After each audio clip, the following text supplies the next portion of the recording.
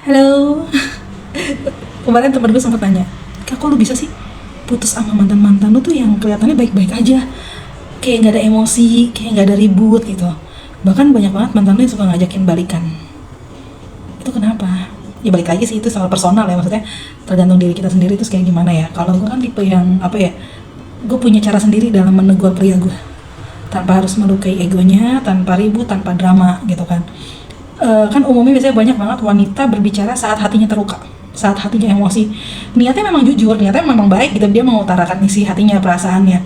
Tapi yang keluar biasanya pakai nada marah. Intonasinya itu mempengaruhi.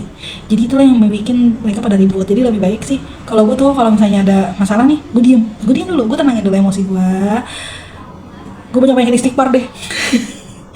Baru tuh nanti gue bicara gitu kan. Nah bicaranya juga tuh bukan yang kayak mau menyerang dia, pakai kalimatnya diganti kayak aku merasa, jangan kayak kamu tuh selalu gitu, beda ya, aku merasa. Nah kalau ada kalimat aku merasa kamu berubah deh, aku merasa kayaknya ada yang janggal, aku merasa, itu kan berarti kan kamu berbicara pakai perasaan dan dia pasti mau dengar, ya kan, dibanding dengan kata-kata yang apa sih, kamu tuh ya selalu gitu. Maksudnya aku ngerasa kamu akhir-akhir ini sibuk ya, kayak nggak ada chatting ke aku, lagi ada masalah ya, lagi ada apa nih, kayak gitu kan.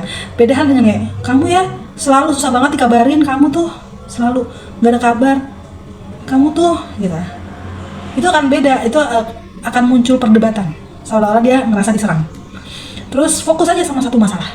Misal ya memang kan kita akuin perempuan itu ahli sejarah. Masalah-masalah yang udah-udah nanti ke bawah lagi.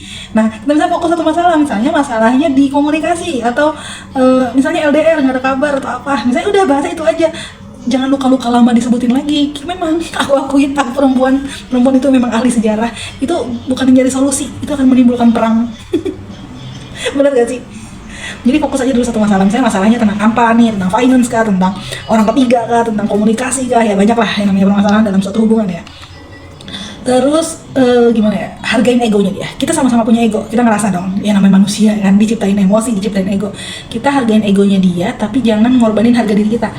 Kita bicara lembut, tapi jangan kayak kita dikecilkan sama dia. Terus ketika kita sudah tidak merasa dihargain lagi, ya kita berhak menghargai diri kita sendiri. Kita harus sadar diri bahwa kita berhak sehat.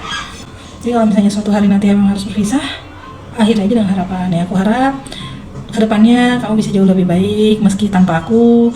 Kedepannya aku harap kamu bisa berubah dengan sendirinya gitu. Karena kita nggak bisa ngerubah manusia ya, yang bisa merubah itu adalah dirinya dia. Jangan kasih ancaman. Kalau kasih ancaman, ya lu gak bakal dapetin lebih dari gue, lu kasih ancamannya bla bla bla gitu lah. Kita punya harga diri juga.